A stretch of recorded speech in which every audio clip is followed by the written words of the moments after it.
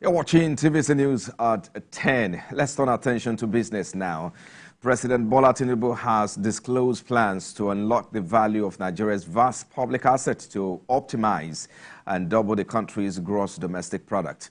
Vice President Kashim Shettima, who represented the president, disclosed this at the inaugural Public Wealth Management Conference organized by the Ministry of Finance Incorporated with the theme Championing Nigeria's Economic Prosperity in Abuja. The Vice President also stated that to increase foreign exchange liquidity, the federal government has a plan to raise at least $10 billion to stabilize the naira and grow the economy.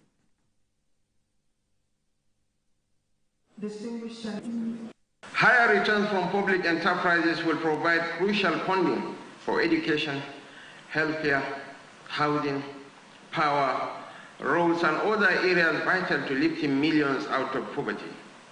We will stimulate the various sectors for sustainable economic development while maximizing job creation for our youth. I must emphasize that this mandate is not just about increasing government revenues. More significantly, the optimization of the performance of public assets will catalyze inclusive and sustainable growth that creates jobs and prosperity. We have a 10-year strategic plan that has been designed to shape and direct our steps for the next 10 years. So we're very clear in our mind what our direction of travel is. We have an organization that has professionals that have been hired from different sectors of the economy to join in delivering this, because this is a mandate that requires unique skills, people who are experienced to be part of this journey.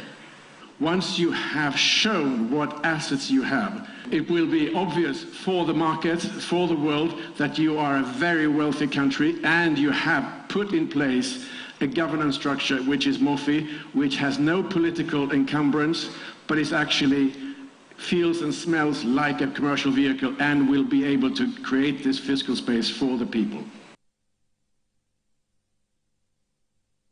And to foster collaboration among stakeholders and facilitate the best practices in managing public assets, the Ministry of Finance Incorporated has launched a $100 billion project preparation fund to stimulate investment in Nigeria.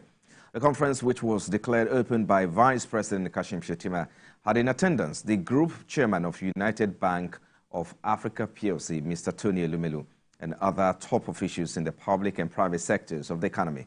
Speaking at the Public Wealth Management Conference in Abuja, Mr. Elumelu commended the effort of the Ministry of Finance Incorporated for bringing a private sector mindset to the stewardship of public assets to build a more inclusive and sustainable economy. The UBA Group Chairman emphasized the need to achieve socio-economic development, set strategic intent of corporate governance, and continuously review the operating environment to identify and mitigate emerging portfolio risk. He also calls on every young entrepreneur to create a new generation of Africa capitalists. The Federal Mortgage Bank of Nigeria says it is working with the National Assembly and relevant bodies to raise the capitalization of the bank from the current amount of 2.5 billion naira. The outgoing managing director, Mr. Madu Haman, said this at the handing over ceremony following the appointment of Mr. Shehu Usman Osidi by President Bola Tinubu in Abuja. As part of efforts aimed at repositioning Nigeria's housing sector, President Bola Tinubu has approved the appointment of Mr. Shehu Osidi as the Managing Director and Chief Executive Officer of the Federal Mortgage Bank of Nigeria. The objective is to fully prepare the sector for optimal delivery of affordable houses to Nigerians, thereby creating job opportunities for citizens.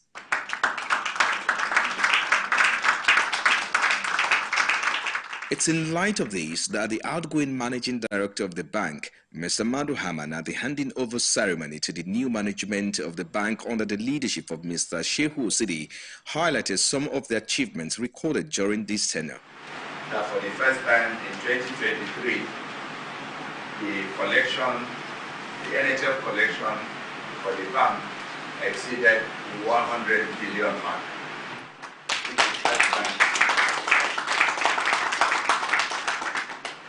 This is the first time in the history of the bank that the annual collection has exceeded 100 billion. But also developed new loan products targeted at the informal sector, who are also new contributors to the NHF scheme. In his speech, the new managing director of the bank says he will run a transparent and open-door policy while soliciting cooperation and teamwork from all members of staff of the bank to achieve its mandate. I understand the importance of teamwork and cooperation in achieving our organizational goals. Now more than ever, as we navigate the complexities of our industry and strive to meet the evolving needs of our stakeholders, it is imperative that we stand together as a cohesive team.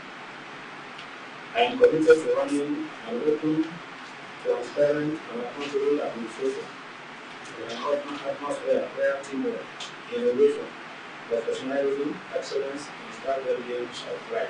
Mr. Shehu Sidi, before his appointment, was the Chief of Staff to the Minister of Housing and Urban Development and had worked in the bank as a general manager before this new appointment. And now the stock market has come down again for the second day in the week as many investors stayed on sales windows. Let's join market editor Ifeon Ikon for more. And after that, football tonight is next. For the second day in the week, securities prices got down following massive sales condition initiated by investors. The pressure hit the big banks and crashed their shares prices in mid-trades. Investors with shares at First Bank Holdings, UBA, Zenith, GT Holdings and Access Holdings carried losses on their portfolios.